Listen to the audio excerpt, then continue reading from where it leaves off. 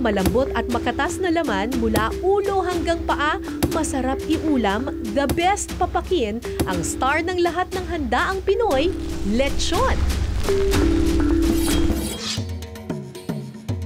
Ang salitang lechon ay mula sa Spanish word na leche o milk. Suckling pig o biik na umiinom pa ng gatas sa ina kasi ang karaniwang ginagawang lechon noon.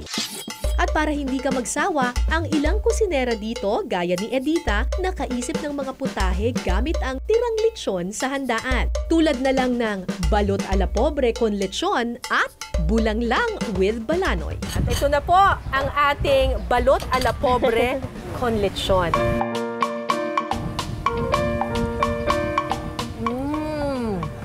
Napakalimnam-nam ng butter. Yes, ma'am. Hindi ko ma-imagine na bagay pala yung lechon at saka yung balot. Pero ito, masarap ha?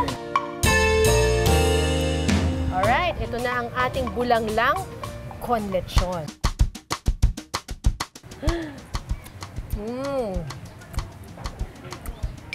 Ito yung lechon dish na hindi ka masyadong magigilty. Yes, ma'am.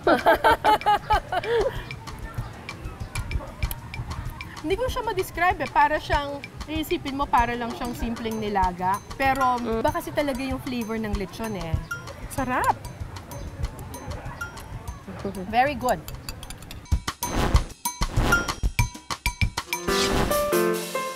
Kung lechon lang din naman ang pag-uusapan, hindi rin pahuhulirian ang Kabisayan. Ang restaurant na ito sa Makati dinala ang naiibang timpla at lasa ng lechon ng Cebu sa Metro Manila.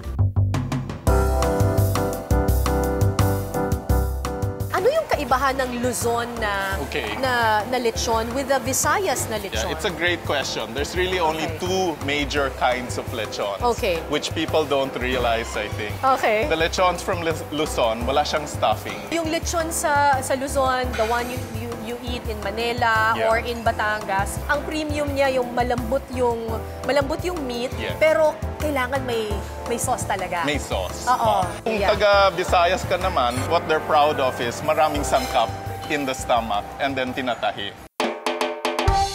Ang isa sa sikreto ng mas pinasarap na lechon, tinutusok-tusok nila ang balat para mas lumutong. Ang ganda-ganda ng itsura niya. Eh, ang tanong, sa loob din ba? Tingnan natin. Sa loob. So, maganda din. Wow! Look at that! Grabe! Rinig na rinig mo yung pagka-crunchy niya. Ay, ang ganda! You can see that. Tikman natin. Kasi makikita natin, nasa gitna lang natin nilagay yung sauce. So, malalaman nating perfect yung ginawa natin kung pati yung balat ay malalasahan. Ang sarap! At saka nalalasahan mo yung alak. Sunod naman nating titikman ang ipinagbabalaking lechon ng Samar. Naiiba raw ang kanilang lechon dahil ang kanilang bersyon 2-in-1. Ito po, una, ako tayo ng gabi, balatan na ng gabi, tapos lalagay dito sa loob. Ganun lang, ilalagay lang sa loob. Dito. Lalagay po natin yung sibuyas, bawang, menta, black pepper, laurel. Tapos may star anise, salt. Ito, pampalasa na dun sa mismo meat ng lechon. Tanglad po. Okay, tanglad din sa amin. Ito, sibilino, yung onion rings. Sibilino tawag dito.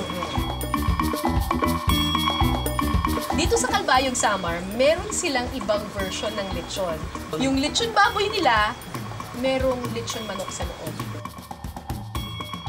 Kakaiba. So, itong lechon na to, nilagyan na natin ng tanglad, ng gabi, ng kamote, at lahat ng mga pampasarap.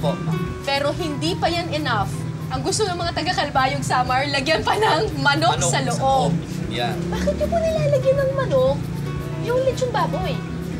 Kasi customer po nag-request mas malasa daw yung manok na nilalagay sa loob ng lechon. Kasi naiba po, kasi yung kadalasan na lechon bibilin sa mga labas, parang gusto ng iba, parang maiba naman. So ngayon, tatahiin na natin. Opo,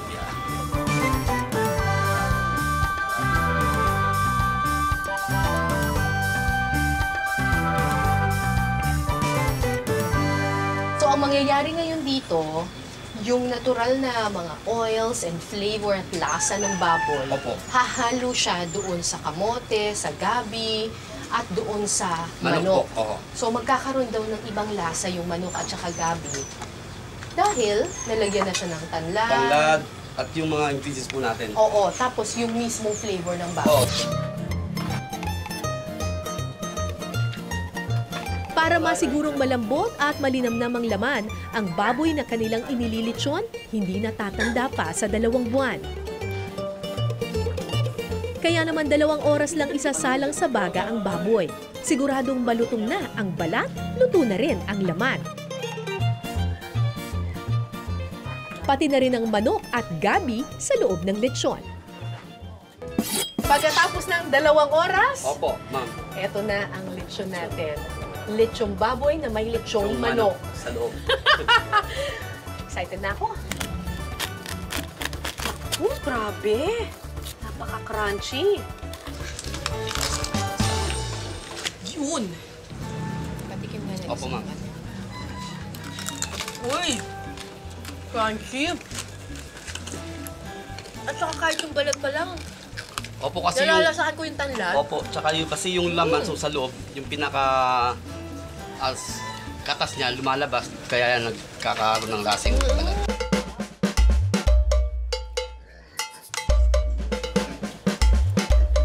Oo nga po.